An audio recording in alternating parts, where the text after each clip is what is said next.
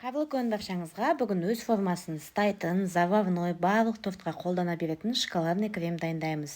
Өте қарапайым рецептпен жасалады. Ол үшін жұмыртқаның үстіне қантты салып жақсылап араластырамыз.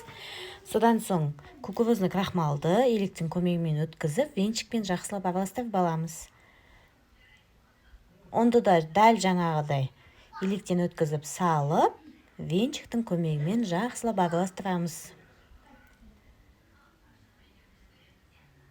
Содан соң какаомызды да біркелкі болғанша жақсылап араластырып, үстіне сүтті құямыз. Сүтті осылай таразының көмегімен құйсаңыздар, жақсы болып шығады. Содан соң баяу отта креміміз қойыланып дайын болғанша тынбай араластырып тұрамыз.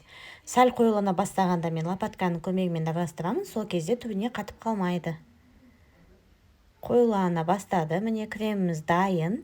Енді үстіне кәдімгі 82% майды салып, араластырып аламыз. Содан соң пищевой пленка немесе пакетті бетіне жауып, ешқандай холодильникке салмаймыз, бөлме температурасында суытып аламыз.